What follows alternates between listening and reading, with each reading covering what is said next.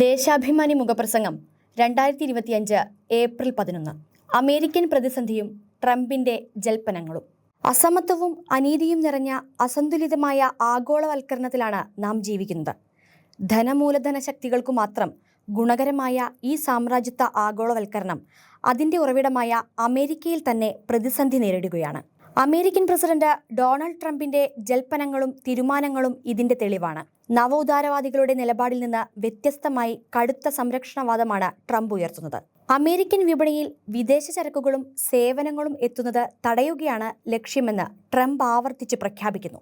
America നേരിടുന്ന സാമ്പത്തിക ഞെരുക്കവും തൊഴിലില്ലായ്മയും പരിഹരിക്കാൻ അതാണ് വഴിയെന്ന് ട്രംപ് അവകാശപ്പെടുന്നു.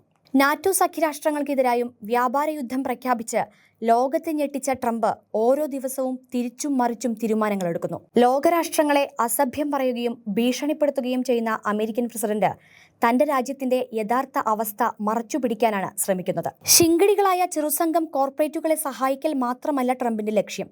മുതലാളിത്തം നേരിടുന്ന പ്രതിസന്ധി അംഗീകരിക്കുന്നത് ഒഴിവാക്കാനും ഇതുവഴി കഴിയുമെന്ന് അദ്ദേഹം കരുതുന്നു. അമേരിക്കൻ സമ്പദ്ഘടനയെയും ജനങ്ങളെയും ദ്രോഹിക്കുന്നത് ഇതര രാജ്യങ്ങളിൽ നിന്നുള്ള ഇറക്കുമതിയാണെന്ന് ആക്ഷേപിക്കുന്ന ഇദ്ദേഹം സത്യത്തിൽ നിന്ന് ഒളിച്ചോടുകയാണ്.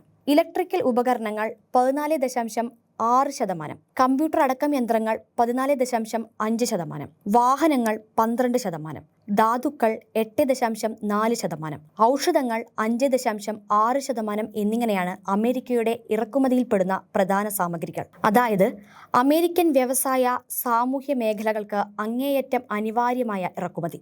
ആഭ്യന്തരമായി നിർമ്മിക്കുന്നതിനേക്കാൾ കുറഞ്ഞ ചെലവിൽ ഇത്തരം ഉൽപ്പന്നങ്ങൾ അമേരിക്കൻ വിപണിയിൽ ലഭ്യമാക്കാൻ ഇതുവഴി കഴിയുന്നു. ഇതിന് നിയന്ത്രണം ഏർപ്പെടുത്തുന്നത് അമേരിക്കൻ സമ്പദ്ഘടനയെ ദോഷകരമായി ബാധിക്കും. പ്രതികാര ചുങ്കം ചുമത്തിയത് ട്രംപിന് മരവിപ്പിക്കേണ്ടി വന്നത് ഈ സാഹചര്യത്തിലാണ്. അതേസമയം പാദരക്ഷകൾ, ഇരുമ്പ്, ഉരുക്ക് സാമഗ്രികൾ, വസ്ത്രങ്ങൾ, കളിപ്പാട്ടങ്ങൾ, ഫർണിച്ചർ, ഔഷധങ്ങൾ എന്നിങ്ങനെ അമേരിക്കയിൽ നിന്നുള്ള ഉൽപ്പന്നങ്ങളുടെ കയറ്റുമതിയിൽ വൻ ഇടിവ് നേരിടുകയാണ്. വിപണി മത്സരത്തിൽ അമേരിക്കൻ ഉൽപ്പന്നങ്ങൾക്ക് പിടിച്ചു നിൽക്കാൻ കഴിയുന്നില്ലെന്നതാണ് വാസ്തവം. അമേരിക്കൻ ഉൽപ്പന്നങ്ങളാണ് ഏറ്റവും മികച്ചതെന്ന് ലോകം ഇപ്പോൾ കരുതുന്നില്ല. ചൈനീസ് ഉൽപ്പന്നങ്ങളാണ് അമേരിക്കൻ വിപണിയിൽ ആധിപത്യം പുലർത്തുന്നതെന്ന ആഖ്യാനവും വസ്തുതയുമായി പൊരുത്തപ്പെടുന്നതല്ല. നിലവിൽ അമേരിക്കയുടെ ഏറ്റവും വലിയ വ്യാപാര പങ്കാളികൾ മെക്സിക്കോയും കാനഡയുമാണ്. യഥാക്രമം 16-14% വീതം. അമേരിക്കയുടെ മൊത്തം വ്യാപാര ഇടപാടിന്റെ 11% ചൈനയുമായി നടക്കുന്നത്. മെക്സിക്കോയുടെ മൊത്തം കയറ്റുമതിയുടെ 78% അമേരിക്കയിലേക്കാണ്.